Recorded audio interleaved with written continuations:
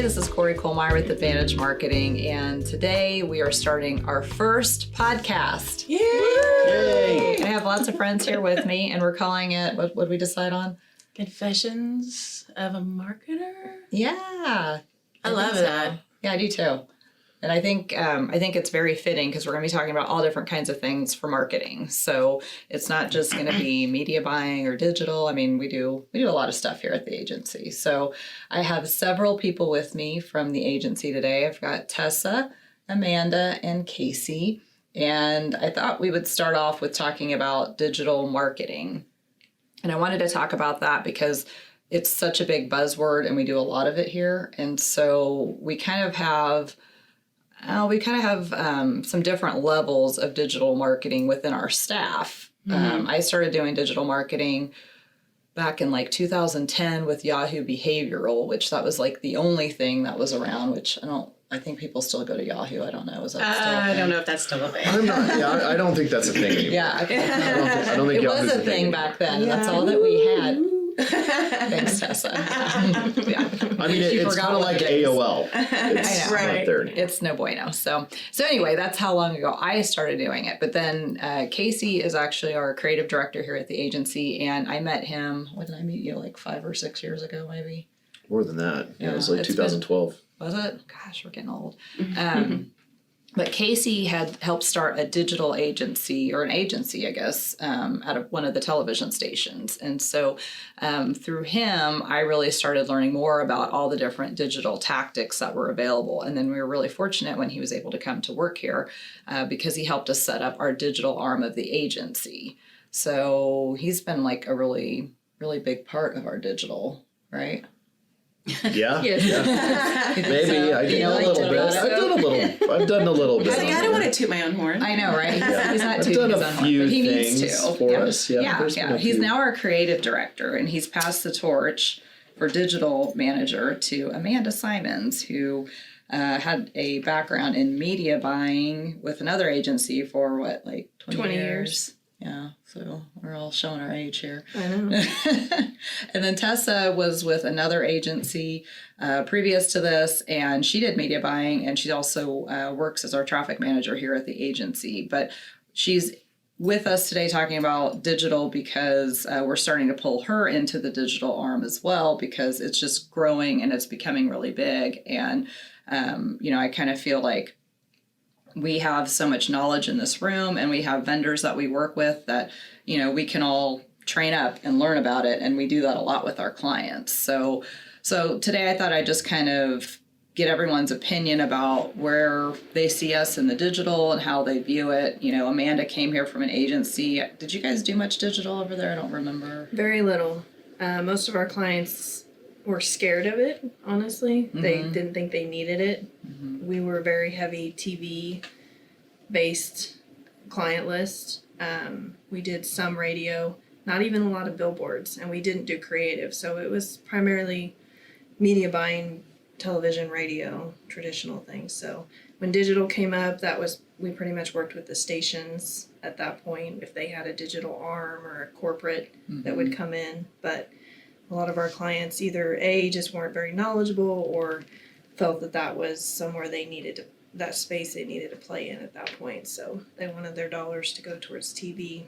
Well, and I think that's interesting because I got my start in a television station too. And I was in sales and we worked on digital. And back then we just sold banner ads. Like it was like, hey, do you want a banner ad on the station website? And $50 or $100, just anything to get it, but it really wasn't anything, but maybe a little bit of awareness. It was always a package deal too. You would put it in with we generally television. tried to get that as a freebie. Yeah, exactly. Right. We'll do this TV buy, but you don't get away with that anymore. Well, and I remember talking about that at the station. I remember then. saying like, hey, we'll throw this in and, get you this deal. And I remember talking at our station. I worked for a smaller station, but I remember talking about how at some point people were going to see the value and people were going to understand that, you shouldn't just buy it or you can't buy it as, oh, well, I'm just going to spend $50 a flat rate. It needs to be a cost per thousand, which I don't think a lot of people realize when you're buying it, you're paying per 1,000 people. So what does that cost look like? Is it at $10 per 1,000? Is it $50 per 1,000? And the rates can go up depending on what kind of tactic you're implementing or buying. But yeah, I mean, Casey, you came from a station side with the digital piece. I mean, how's it changed in your mind? So when I started there, we were still in the space of, you had a television rep that would package in digital because it was something that they had as a budget item that they had to hit goals for every month. So the way that typically you did that would be that you would reduce the television rate and you would put the digital in at 100%, but the actual client would see it as free for the digital. So, and that's pretty much how everybody did it to make sure that that way corporate could see budget lines being and goals being hit and the new products doing well. And so the team that I was on was entirely digital. We didn't sell TV. By the time right before I left, I think for about a year I'd been selling TV, but it was still something that I only did when necessary. So we started doing it a different way. We started going out there and just selling digital on its own when a lot of people still weren't buying into that as a viable method of doing any kind of advertising. So I'm sure that was probably a tough sell. Then. Yeah, it was a very tough sell. Luckily, mobile hit though. And once mobile hit, people got it because for whatever reason, you saw a lot of people that just weren't using computers maybe as much as they would a mobile device. And once that device hit, it really, really changed the game, I think, for everybody. It became much easier during that time period. And I think, there were other things like the decline of newspapers locally here, just, with the Wichita Eagle going to a subscription really killed them as sort of the number one news source for people. I know we saw from clients, their page views really, really dip. And so Plus the rise of Facebook and those, areas to go look at Twitter. Lots of places to get Instagram. Your news. Yes. Yeah, so I think there was a lot of stuff that happened all at the same time that just was sort of like a perfect storm for traditional media and streaming. I mean, that's the same time when cable cutting started for people. Myself as an early adopter in like 2009, which hardly anybody even knew what cable cutting was at that point. So. And now it's just, it's growing so fast. It's exponential, and it's not just anybody it's not just younger people or, 25 to 45. My parents are 70 and they cut their cable and they love it. They went to Roku and it's made a huge difference. And so I think when we're talking about digital here at the agency, we're talking about all those different kinds of things. We're talking about mobile, we're talking about display, we're talking about OTT and CTV, and there's just a lot of different tactics that can go into it. Amanda went to a conference with our digital vendor, who's actually a national vendor that's bringing programmatic to the local level. So they're making it available where, this technology was only available for national accounts, advertising to the masses. Now they're bringing it to a local level to where it can specifically target different neighborhoods and people and not, it's a different way to buy. So we sent Amanda and Amy, who's the vice president here at Advantage, to that conference. And so Amanda, coming from this media buying world where you really didn't do much digital, and she's managing this piece for us now. She's very knowledgeable and a very smart lady, and very capable. How was that going to that conference? What did that feel like to you? It was time well spent. It was very eye-opening.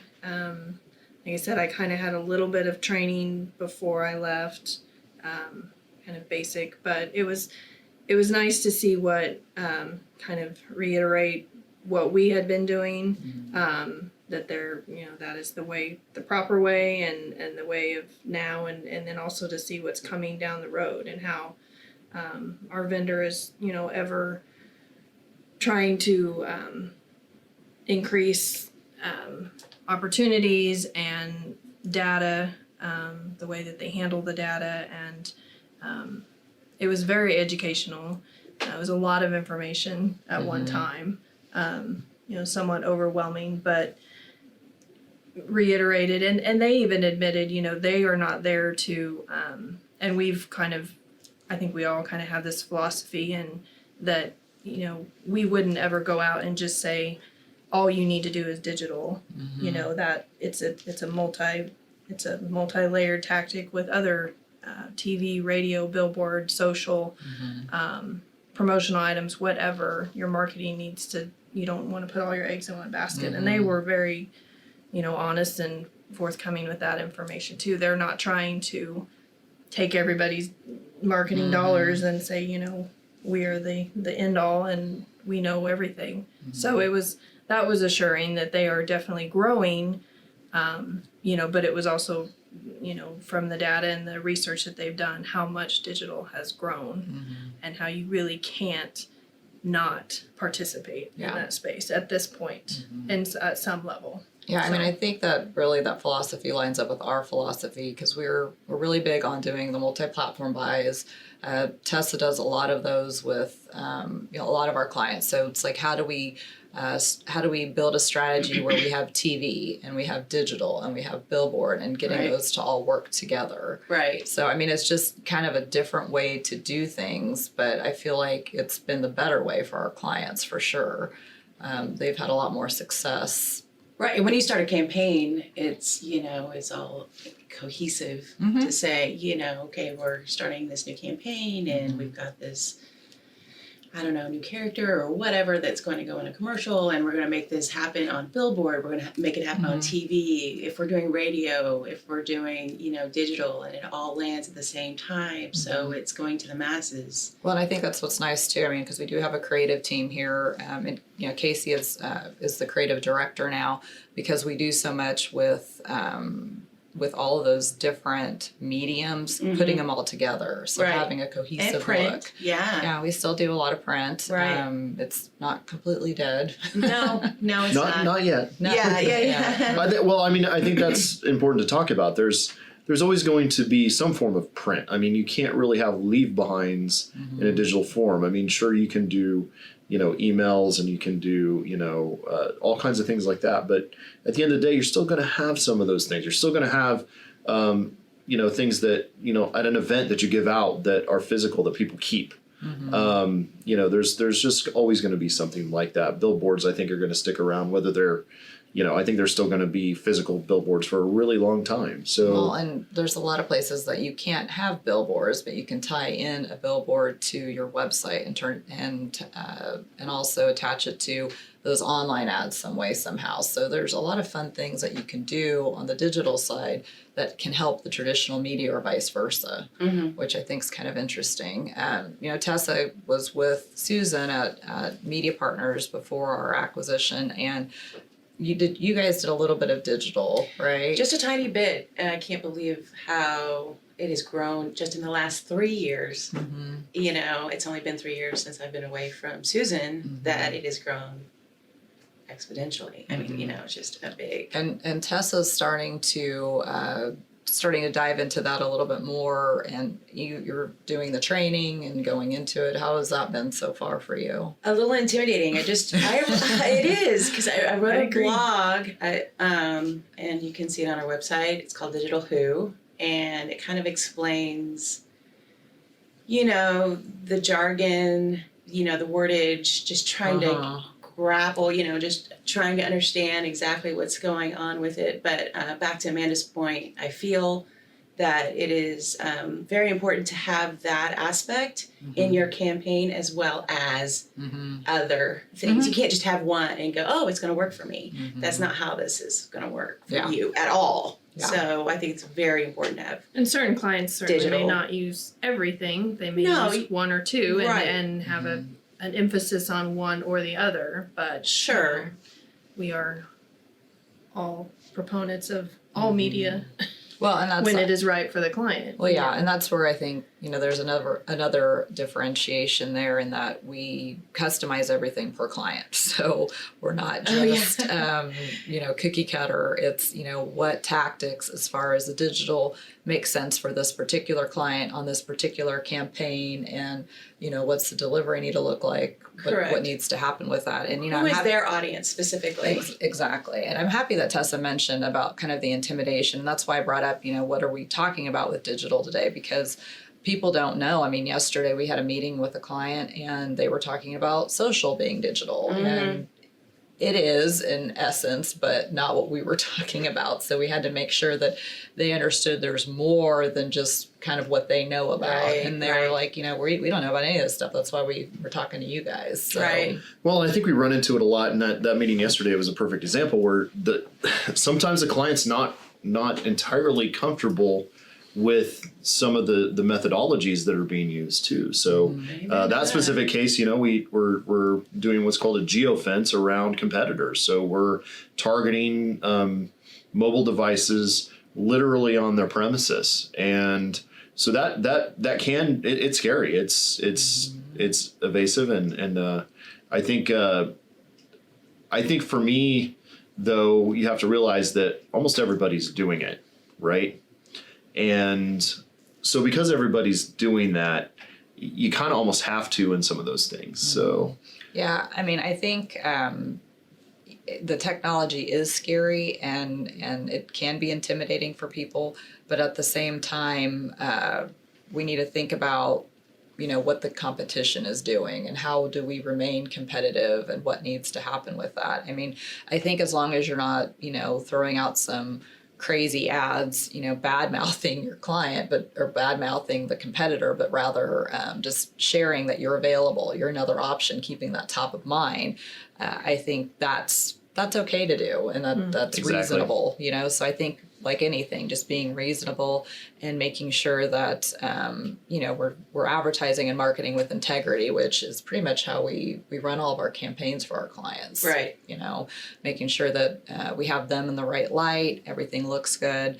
But yeah, the digital space, I think I've however long I've been doing this now. The technology is crazy, and it's scary fun for a marketer. I think what always kind of appealed to me on the digital side was the fact that we can finally get more analytics and more key performance indicators. Yeah, now you're seeing you can see a turnaround. You can see that people are clicking on your ad and they're interacting with that ad, and they're now visiting your website, which hopefully you're keeping up to date on that. We just revamped our website, and I think this is like the 4th iteration since I started the agency that we've had for a website. Correct. And it's always funny because every time it's like, this is great. And I didn't think the first one was great, and I know it wasn't because I made it. But having the all team, those eons ago. Yeah, seriously. I mean, so we've been around for 6 years, and this is our 4th website. So websites have to change, and things are ever changing. And, but it's nice to see that data come through the website. It's not everything. And Casey and I have had this conversation multiple times that the data isn't everything, but it's a nice guide to get us to where we need to be. Yeah, and it's a nice service to provide the clients because they're all aware of the ads and they're served them daily, I'm sure, in their personal and business, online activity, but they want to know, is this going to work? Right. How does this work? And just because I put this ad on somebody's mobile device or computer, or I, how do I get them to my business? How do I know that they came to my business? Because we all know that we're bombarded with messages every day.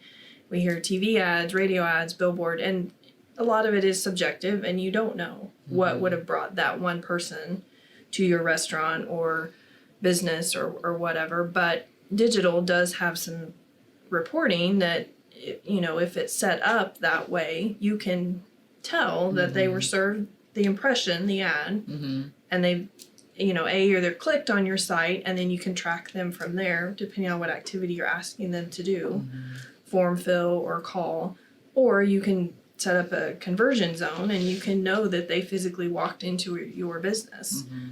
So that helps give some validity to what we are offering them, that this can be successful, and it can increase your revenue and your attendance, or people that come to see you. So Well, and I'm glad you mentioned that, because I mean, part of the reason, so, I worked with Yahoo Behavioral through Stations, and that's fortunately how I met Casey. But that's one of the reasons we brought it in-house, is because we'd had so many problems with our campaigns in the past, Yes. going through a third party.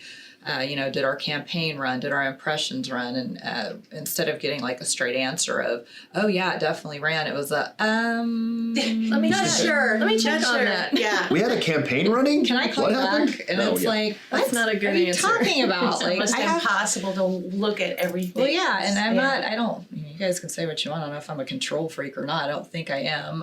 I like to, things to run the way they need to, and everyone to do what Yes. needs to be done. Yes. When clients ask the question, you have to tell Yeah, them. you Yeah. have to answer. Yes. Yeah, and so I like that transparency. I think Right. everyone You can knows walk we down the like- hall and you can Yeah. ask me. Yeah, I can exactly. say yes. Yeah, it's This is what running it's right doing. now. This I'm is looking where at it's it. running. Exactly. Well, and that's why we went to this bigger vendor, and we're going direct to them, and we have a dashboard, and so I'm able to access the dashboard and get in and look at campaigns. Right. Amanda sits and Sets them up. Yeah. So, and monitors them. spends But it's days setting them up. Yeah.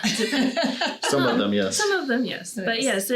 yes, it's nice to check on them and to know in progress in the flight that things are doing well or great or need to be changed, rather than wait 30 days and then have to have that conversation with the client and be like, well, there was a problem. And not You only know. can we do that with what you work with, which is more TV, OTT, digital aspect of it all, mobile. I get to work with it on Spotify and Pandora. And so the music industry is helping us along with that as well. And we get to see, how many times it's ran and the click-throughs. It makes a and- huge difference. I Yeah. mean, it just makes you feel better because you know that it's running, Right. you know that it's doing We what are it definitely needs to be hands done. on. Yeah. Yeah, I mean, I get excited when those reports come out. I know that sounds horrid, but I mean, well, I need a I'm the life same apparently. way. But yeah, I mean, it's, oh my gosh, that was really good campaign right there. Yeah. And it delivered, and I'm very excited about it. Well, and we run so many of them. I mean, I'm the same way as you are, Tessa. I get excited about the stats and the information because it's a good benchmark. It's like, okay, here's where we're starting at, and what does it look like, and where have we gone? And Amanda sends out reporting to us about the different tactics that we're doing, and it has all of the clients in it. So it's really, for me, fun to look at and say, okay, which tactics are really performing? And with Amanda being in it all the time, she comes into my office and says, hey, this tactic. And when we talk about tactics, we're talking about like keyword targeting and geofencing and a lot of different contextual, yeah, a lot of different ways to run those online ads. And so when she comes in here and she's like, well, this tactic's doing better than another, and I feel like we should maybe move some dollars. Right. And so we talk through what needs to happen and get, everyone involved as far as where does it need to go and what's the goal for the campaign? What are we trying to do with it? So Well, and I think also there's so many different places to be in the digital realm. I think that's always like one of the things that new clients especially are really worried about is, where is this going to be? There's so many places. I don't understand how it's going to work. I don't see it. Right? I don't see it. I know. I know. It's a needle in a haystack. Control that. It really is, but because they're depending on the medium, there can be lots of impressions available. So it's easy to get lost in that, which is why the targeting is important, which is why making sure that the strategy behind it is correct and putting in the moving the right dials. That's really important. That's one of my favorite analogies is talking about knobs and dials and turning them because it's really kind of what it is. You're putting different values in there to make sure that it's getting to the right set of people, so it's not a needle in a haystack for that particular group and that demo. So. I think that's important. I think, also there's limitations to digital, where technology is really high, but there's still some limitations. So it's important to, make sure clients understand that as well, too. So, It's but not there's some perfect science. It's not. I mean, there's a lot of technology there, but you know, but we never want to say it's in the secret sauce.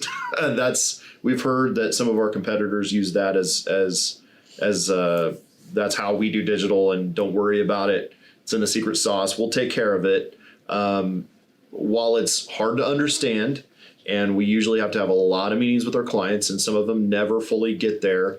They know we're transparent. We continue to talk about it.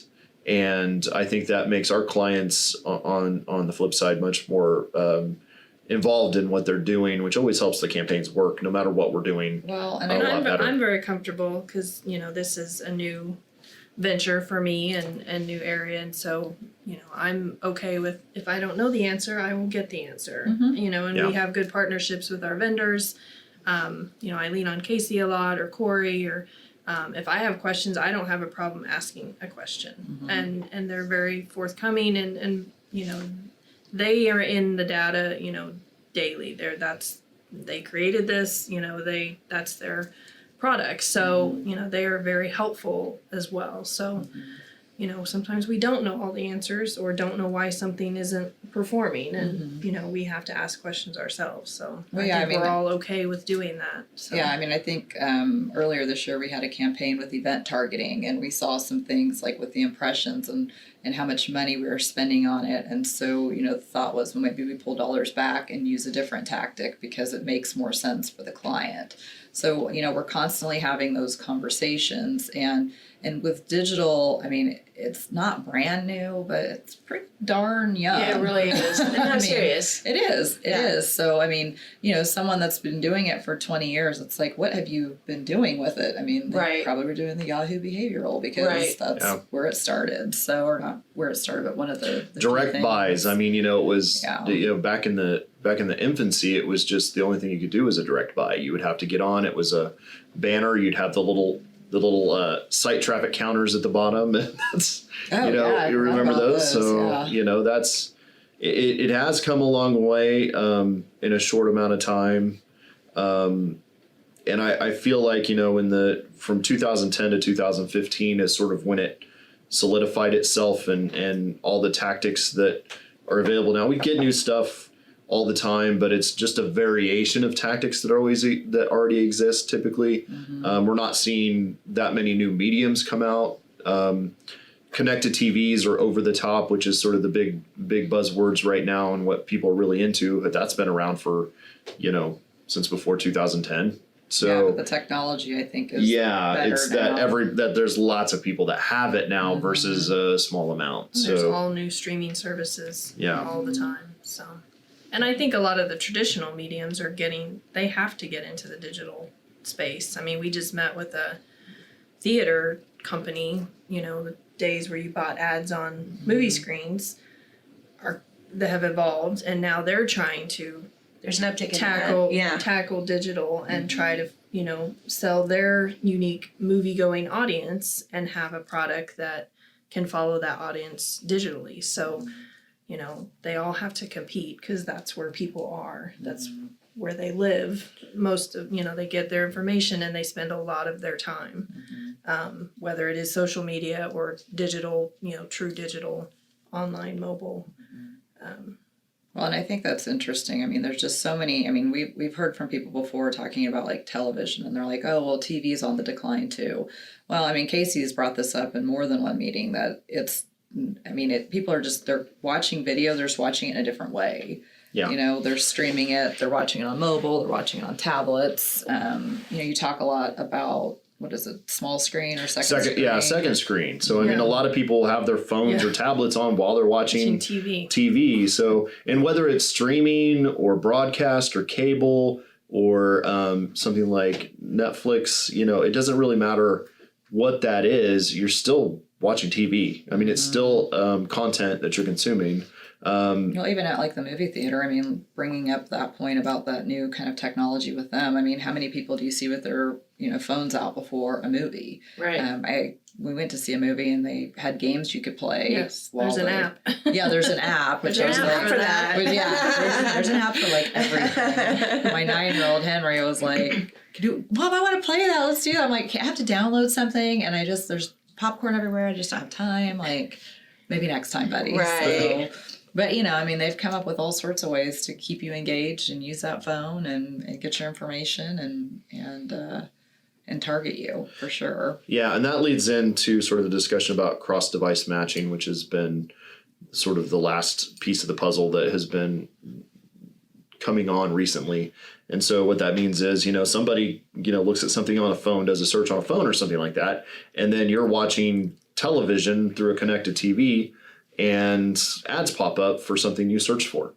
So that means that it's matching your phone and your TV because, your IP address is the same, and there's all kinds of technical reasons why they can see this, but that's how we can target with digital, where with TV you still have to go with demos, and these are the zip codes that I'm targeting and things like that. We're using this station because the zip codes match up with so our it's audience. not Big Brother. Right, yeah, it's completely Big Brother. It's 100%. And everybody checks that mark when they turn on the phone too. So yeah. Well, and that's it doesn't work if you don't. I mean, we've got software that can tell us what like if a person lives within a zip code, which stations they're indexing to watch. So Right. That's really interesting information, and Tessa and I use that quite a lot. I mean, for every media buy that we do.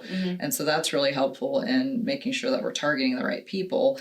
But I mean, I think we're back to the day, I think it comes from back in the day when people would spend a lot of money on marketing, but they really weren't sure what they were getting. And Sure. I feel like, we've just been able to hone in on a lot more. And Right. so we do know what we're getting, and we can see the traffic from the digital.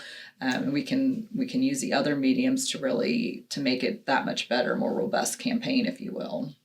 I mean, we can track how many times somebody pushes the call button from a Google search. I mean, that's, you track that. So, I mean, understanding that when you have TV ads, you can correlate some of those things to one of our digital products, which is a dashboard that tracks everything that happens in Google search. So, I mean, I think that's where the power lies in that you can make those correlations and really, use that to make a much more informed judgment on what you're doing with your marketing dollars. And, I think that's where, our expertise helps people is we've seen this in many categories. We've dealt with a lot of different mediums and understanding what works and what doesn't for certain situations.